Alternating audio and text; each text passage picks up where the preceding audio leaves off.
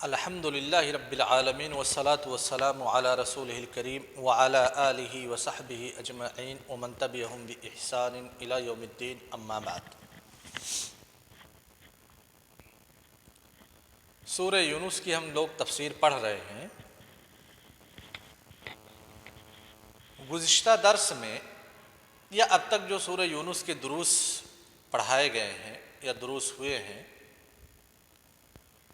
ان دروس میں ایک چیز تو سب سے پہلے بتلائی گئی کہ وحی محمد صلی اللہ علیہ وسلم پر جو نازل کی گئی اور حضرت جبریل علیہ السلام کے واسطہ سے قرآن مجید کا جو نزول ہوا، یہ کوئی نئی چیز نہیں ہے کہ لوگ تعجب میں پڑ جائیں، ٹھیک ہے۔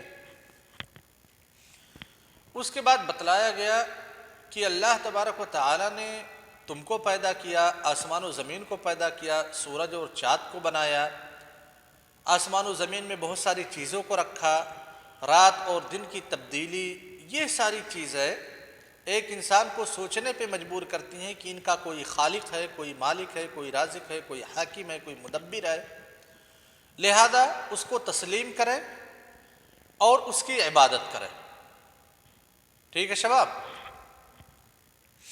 اب دیکھیے، اللہ تعالیٰ نے سب سے پہلے کہا کہ بھائی قرآن ایک معجزہ ہے، وحی کے ذریعہ سے نازل کیا گیا، ٹھیک۔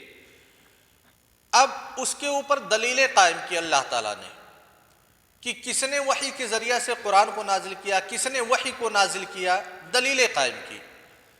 کہا کہ اللہ تبارک و تعالیٰ کی ذات ہی تمہارا رب ہے، تمہارا خالق ہے، تمہارا مالک ہے، تمہارا مدبر ہے، تم کو پیدا کیا، آسمان و زمین کو پیدا کیا، لہذا تم اس کی عبادت کرو۔ عبادت کیسے تمہیں پتہ چلے گی کہ کون سی عبادت ہے، کون سی عبادت نہیں ہے، کیسے عبادت کرنی ہے؟ اس کا واحد راستہ وہ وحی ہے جس کے اوپر تم تعجب کا اظہار کرتے ہو، ٹھیک ہے۔ پھر اس کے بعد بتلایا اور دلیل قائم کی کہ بھائی آسمان زمین کی تخلیق، رات دن کا بدلنا، جو اس سے پہلے درس میں آپ پڑھ چکے ہیں۔ اس کے بعد کہا کہ ایسا نہیں ہے کہ تمہیں اس دنیا کی زندگی میں ہی چھٹکارا مل جائے گا، دنیا کی زندگی میں تم ان ساری چیزوں کا مشاہدہ کرتے ہو، لہذا تمہارے اوپر ضروری ہے کہ تم اللہ تعالیٰ پر ایمان لاؤ، اس کو رب تسلیم کرو اور اس کی جو وحی قرآن کی شکل میں نازل ہوئی ہے اس قرآن کریم کی تعلیمات کی اتباع کرو تاکہ تم اللہ تعالیٰ کے عبادت گزار بندے بن جاؤ۔ اگر ایسا نہیں کرو گے تو ایک دن آئے گا کہ تم مر جاؤ گے، مرنے کے بعد سارے کے سارے لوگ میری طرف لوٹ کر کے آئیں گے، پھر میں ان کے درمیان فیصلہ کروں گا، ٹھیک ہے۔ اب وہ فیصلہ کیا ہے؟ اللہ تعالیٰ نے یہ ساری چیزیں کلیئر کر دی۔ اب اس کلیئرٹی کے بعد بھی کچھ لوگ اللہ تعالیٰ سے ملاقات کی امید نہیں رکھ رہے ہیں، یہ نہیں سوچ رہے ہیں کہ اللہ تعالیٰ کیسے اللہ تعالیٰ سے ہم ملاقات کریں گے، اللہ تبارک و تعالیٰ کے پاس دوبارہ لوٹائے جائیں گے۔ حالانکہ اس میں بھی اللہ تعالیٰ نے دلیل قائم کر دی کہ جس نے تم کو پہلی مرتبہ پیدا کیا وہی تم کو دوسری مرتبہ بھی پیدا کرے گا، ٹھیک۔ اب دیکھو، یہ ساری چیزیں بیان کرنے کے بعد لوگ دو گروہ میں تقسیم ہو گئے۔ ایک گروہ ایسا جو اللہ تعالیٰ سے ملاقات یا اللہ تعالیٰ کی طرف لوٹائے جانے کا انکار کرتا ہے، گویا کہ ساری دلیلیں اس کے کسی کام کی نہیں ہیں، کسی بھی دلیل کو اس نے تسلیم نہیں کیا۔ دوسرا گروہ ایسا ہے جس نے حقیقت میں ان دلائل پہ غور کیا اور ان دلائل پہ غور کرنے کے نتیجہ میں جو ثمرات نکل کر کے آئے، اس ثمرات کی بیسس پہ اللہ تبارک و تعالیٰ پہ ایمان لایا۔ تو پھر جب یہ دو گروہ منقسم ہو گئے تو کیا دونوں گروہ برابر ہو سکتے ہیں؟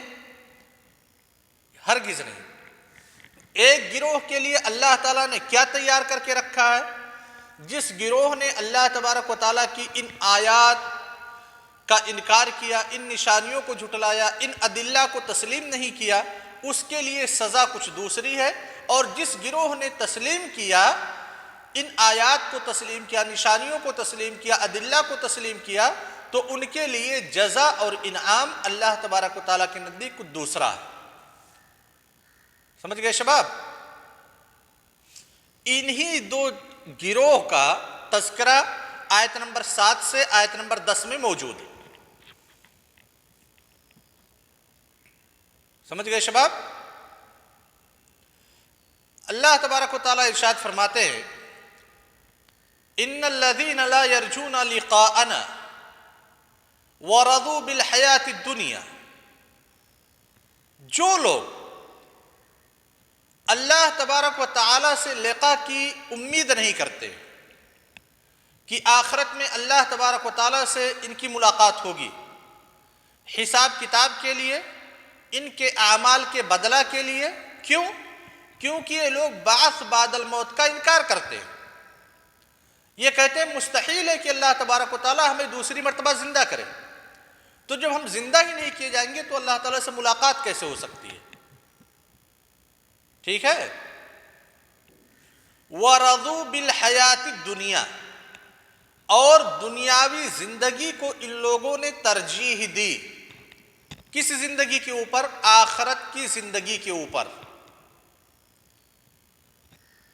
دنیاوی زندگی کو ترجیح دی. وَرَضُوا بِالْحَيَاةِ الدُّنْيَا، دنیاوی زندگی سے یہ لوگ راضی ہو گئے، یعنی آخرت کی زندگی کو ترک کر دیا.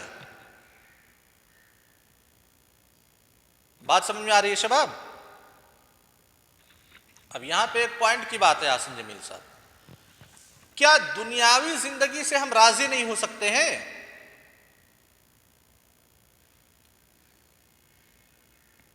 دنیاوی زندگی یا دنیا میں جو نعمتیں ہیں ان نعمتوں سے استفادہ کرنا، ان کا لطف اٹھانا شریعت کے حدود میں رہ کر کے ہر ایک انسان کا حق ہے یا نہیں ہے؟ اللہ تعالیٰ نے آپ کو مال و دولت سے نوازا ہے تو آپ اچھے اچھے کپڑے پہنیے، یہ آپ کا حق ہے یا نہیں ہے؟ آپ اچھے غذاؤں کا استعمال کریں، یہ آپ کا حق ہے. آپ اچھی اچھی گاڑیوں میں گھومیں، یہ آپ کا حق ہے یا نہیں ہے؟ ہے، بالکل حق ہے. تو پھر کیسے اللہ تعالیٰ کہتا ہے کہ یہ لوگ دنیاوی زندگی سے راضی ہو گئے؟ کیا دنیا کی زندگی سے راضی ہونا اپنے آپ کو ہلاکت میں ڈالنا ہے؟ نہیں، ایسی بات نہیں. دنیاوی زندگی سے راضی ہونے کا مطلب یہ ہے کہ آپ آخرت کی زندگی پہ دنیا کی زندگی کو ترجیح دے دیں. کچھ انسان کے مصالح ایسے ہوتے ہیں، مصالح کا مطلب فائدے کی چیز، جو دنیا میں بھی اس کو فائدہ پہنچاتی ہیں، آخرت میں بھی فائدہ پہنچاتی ہیں. یعنی آخرت کے فائدہ اور دنیا کے فائدہ دونوں میں کوئی ٹکراؤ نہیں ہے. تو پھر وہ آدمی ایسا کام کرے خوشی دل سے، اس پہ شریعت پابندی نہیں لگاتی. جیسے مال کا کمانا، تجارت کرنا، مثال کے طور پہ تجارت اور بزنس آپ کرتے ہو مال اکٹھا کرنے کے لیے، مال کمانے کے لیے. ٹھیک ہے شباب؟ مال آپ کے پاس آتا ہے، اس مال سے آپ اپنے بیوی بچوں کے اوپر خرچ کرتے ہو، اپنے والدین کے اوپر، اپنے بھائی بہنوں کے اوپر. اس مال میں سے آپ زکوٰۃ نکالتے ہو، اپنے سماج کے غربا اور مساکین پر خرچ کرتے ہو. ٹھیک؟ تو دنیا میں اس کا فائدہ مل رہا ہے آپ کو؟ مل رہا ہے. آخرت میں بھی اس کا فائدہ مل رہا ہے؟ ہاں، آخرت میں بھی اس کا فائدہ مل رہا ہے کہ آپ کے لیے ثواب تیار کر کے رکھا جا رہا ہے، اکٹھا کر کے رکھا جا رہا ہے. تو مال کمانے میں، بزنس کرنے میں شرعی طریقے سے جو فائدہ ہو رہا ہے، دنیا میں اس فائدے کا ٹکراؤ آخرت کے فائدے سے نہیں ہے. لیکن کچھ کام ایسے ہیں کہ دنیا میں آپ کو فائدہ نظر آ رہا ہے لیکن آخرت کے فائدے سے اس کا ٹکراؤ ہو رہا ہے، دونوں میں مقابلہ ہو رہا ہے. تو جب ٹکراؤ اور تعارض کی صورت آئے گی تو ایسی صورت میں آپ آخرت کے فائدہ کو ترجیح دیں گے دنیا کے فائدہ کے اوپر. سمجھ میں آئی بات یہ؟ مثال کے طور پہ آپ کے پاس اینڈرائیڈ موبائل ہے، آپ ابھی نوجوان ہیں، آپ کے دل میں یہ خواہش پیدا ہوئی کہ ایک گانا سنتے ہیں. کوئی بھوجپوری گانا سنتے ہیں، دل کے اندر یہ خواہش پیدا ہوئی نا شیخ حسن جمیل صاحب، دل کے اندر یہ خواہش پیدا ہوئی کہ کوئی گانا سنتے ہیں، آپ نے گانا سنا، آپ کے دل کو سکون حاصل ہوا کہ نہیں ہوا؟ جو آپ کی خواہش تھی وہ پوری ہوئی کہ نہیں ہوئی؟ آپ کو لگا کہ آپ کو ایک فائدہ مل گیا، یعنی آپ کو تھوڑا سا سکون مل گیا، یہ دنیا کا فائدہ ہے۔ لیکن کیا یہ فائدہ جو آپ کو عارضی طور پہ لگ رہا ہے کہ سکون ملا، آخرت کے فائدے سے ٹکرا رہا ہے یا نہیں ٹکرا رہا ہے؟ ٹکرا رہا ہے آخرت کے فائدے سے۔ کیسے ٹکرا رہا ہے؟ کہ اگر ہم گانا سنتے ہیں تو اس کے اوپر ہمیں گناہ ملے گا، ٹھیک ہے؟ یعنی آخرت کا ہمیں نقصان ہو رہا ہے، دنیا میں ہمیں فائدہ ہو رہا ہے، آخرت میں ہمیں نقصان مل رہا ہے۔ تو ایسی صورت میں دنیاوی فائدے کو ہم مرجوح قرار دیں گے اور آخرت کے فائدے کو راجح قرار دیں گے۔ سمجھ میں آئی بات؟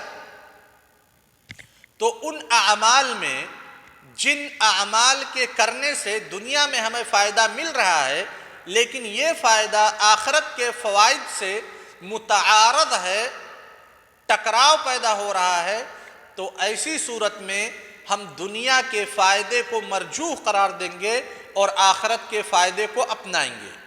خسارہ انہی لوگوں کے لیے ہے جو لوگ دنیا کے فائدے کو آخرت کے فائدے پر راجح قرار دیتے ہیں۔ تو انہی لوگوں کا تذکرہ اللہ تبارک و تعالیٰ نے کہا وَرَضُوا بِالْحَيَاةِ الدُّنْيَا، دنیا کی زندگی سے راضی ہو گئے، یعنی آخرت کی ان لوگوں نے پرواہ نہیں کی۔ کیوں آخرت کی پرواہ نہیں کی؟ کیونکہ آخرت پہ لوگ یقین ہی نہیں رکھتے ہیں بلکہ اس کا انکار کرتے ہیں۔ سمجھ گئے شباب؟ بات مکمل طور سے سمجھ میں آ گئی؟ ٹھیک ہے۔ وَاطْمَأَنُّوا بِهَا، اور دنیاوی زندگی سے ہی یہ لوگ مطمئن ہو گئے، لہذا جو ان کے شہوات ہیں، جو ان کے موڈ میں آتا ہے، جو ان کے دل میں آتا ہے اس کو کرتے ہیں، کیونکہ کسی چیز کا اب خوف نہیں ہے۔ آخرت ہی ایک ایسی چیز ہے جو انسان کو برائی کرنے سے روکتی ہے۔ آخرت پہ ایمان ہے یا نہیں ہے؟ تو جب یہ لوگ آخرت ہی کا انکار کر رہے ہیں تو انسان کی جو نفس ہے وہ نفس امارہ ہے، امارہ بالسوء ہے، نفس امارہ بالسوء ہے، یعنی شیطان لگا ہوا ہے جو بری چیزیں اس کو مزین کر کے پیش کرتا ہے، خوبصورت بنا کر کے پیش کرتا ہے، اور ہم شیطان کے بہکاوے میں آ جاتے ہیں، ان ساری چیزوں کا ارتکاب کرتے ہیں۔ کہتے ہیں وَاطْمَأَنُّوا بِهَا، اور دنیا کی لذات، دنیا کے ملذات سے لوگ مطمئن ہو گئے، اللہ تبارک و تعالیٰ کی آیات کونیہ، آیات شرعیہ سے غافل رہے، لہذا جو ان سے پہلے لوگوں کا انجام ہوا ہے اس انجام کے بارے میں یہ لوگ نہیں سوچے۔ سمجھ گئے شباب؟ تو ایسے لوگوں کے لیے اللہ تبارک و تعالیٰ نے کیا تیار کر کے رکھا ہے؟ اولئک مأواہم النار، ایسے لوگوں کا ٹھکانہ آگ ہے۔ نار کا مطلب آگ، جہنم کو نار کا نام دیا گیا ہے کیونکہ جہنم میں مکمل طور سے آگ ہی آگ ہے۔ اولئک مأواہم، ایسے لوگوں کا ٹھکانہ کیا ہے؟ جہنم ہے۔ یعنی جن لوگوں نے بعث بعد الموت کا انکار کیا، دنیاوی زندگی اور انکار کرنے کے نتیجے میں دنیاوی زندگی کو آخرت کی زندگی پہ ترجیح دیا، لہذا اللہ تعالیٰ کے کسی حکم کی تعمیل نہیں کی، کسی بھی منہیات سے ان لوگوں نے اجتناب نہیں کیا، تو ایسے لوگوں کا ٹھکانہ جہنم ہے۔ اس کے بعد کہتے ہیں اللہ تبارک و تعالیٰ بما کانوا یکسبون، کیوں جہنم ہے؟ اللہ تعالیٰ کوئی ظلم کر رہا ہے؟ نہیں، بما کانوا یکسبون، ان کے اعمال کے بدلے۔ سمجھ گئے شباب؟ بیما میں جو با ہے، با کے کئی معنی آپ پڑھے ہوں گے، با حروف جارہ میں سے ہے، کئی معنی ہیں، انہی میں سے ایک با استعمال ہوتا ہے سبب کے لیے۔ کانو یکسبون، جو یہ لوگ کر رہے تھے اس کے سبب ان لوگوں کا ٹھکانہ کیا ہے؟ جہنم ہے۔ سمجھ گئے نا شباب؟ اب یہاں پہ ایک سوال ہے، غور سے سنیے گا۔ حدیث میں آتا ہے کہ اللہ کے رسول صلی اللہ علیہ وسلم نے ارشاد فرمایا کہ جب ایک بچہ اپنی ماں کے پیٹ میں ہوتا ہے، 4 مہینے کا جب وہ ہو جاتا ہے، ٹھیک ہے، تو اللہ تعالیٰ فرشتوں کو حکم دیتے ہیں کہ ان کے اندر روح، اس بچے کے اندر روح پھونک دو، روح پھونک دی جاتی ہے۔ پھر وہیں پہ فیصلہ کر دیا جاتا ہے کہ اس بچے کو کتنی زندگی ملے گی، کتنا رزق ملے گا، بچہ شقی ہوگا یا سعید ہوگا، یعنی جنتی ہوگا یا جہنمی ہوگا۔ یہ ساری چیزیں انسان کے پیدا ہونے سے پہلے ہی لکھ دی گئی ہیں، لکھ دی گئی ہیں نا؟ تو پھر انسان کی اس میں غلطی کیا ہے؟ اگر نریندر مودی کے بارے میں اللہ تعالیٰ نے پہلے ہی لکھ دیا اس کی تقدیر میں کہ یہ ہندوستان کے حکمرانوں میں سے سب سے بدترین حاکم ہوگا، سب سے زیادہ ظالم حاکم ہوگا، تو پھر اس میں اس کی کیا غلطی ہے بھائی؟ یہ تو تقدیر میں لکھا ہوا ہے یا نہیں ہے شیخ حسن جمیل صاحب؟ ابو لہب اور ابو جہل کے تقدیر میں جب لکھ دی گئی کہ وہ لوگ جہنمی ہیں، یہاں تک کہ اللہ تعالیٰ نے قرآن کی آیت بھی نازل کر دی، تبت یدا ابی لہب، ابو لہب کو جہنمی قرار دے دیا جب وہ زندہ تھا تبھی، تو ابو لہب کی غلطی کیا ہے جب وہ ایمان نہیں لایا؟ تو ہاں شباب، سمجھ میں آئی بات؟ سوال سمجھ میں آ گیا؟ اس سوال کا جواب ہمیں کل چاہیے۔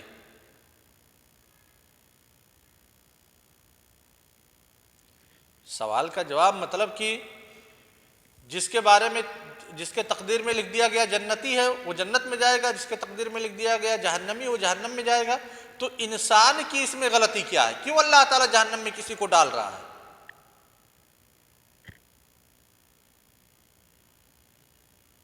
ہاں اس کا جواب چاہیے، ہاں کیوں جہنم میں اللہ تعالیٰ ڈال رہا ہے؟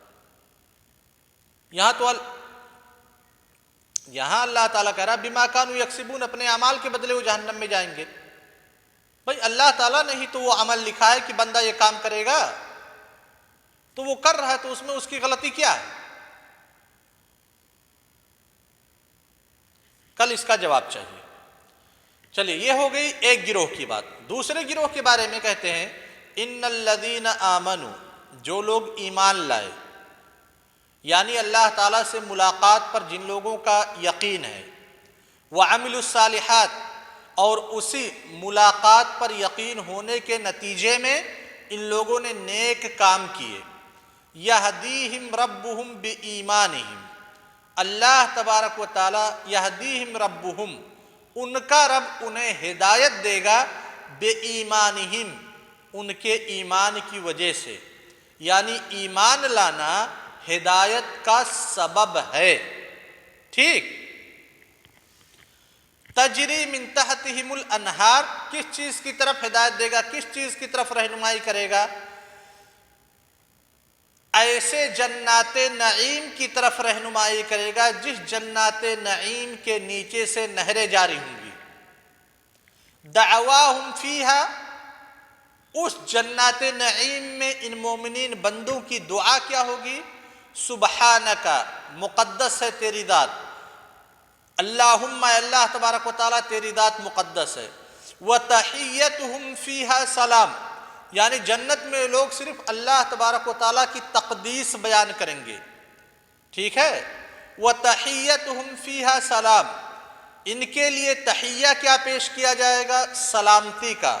وآخر دعواہم ان الحمد للہ رب العالمین. اور ان کے دعا کا پورا مغز کیا ہوگا؟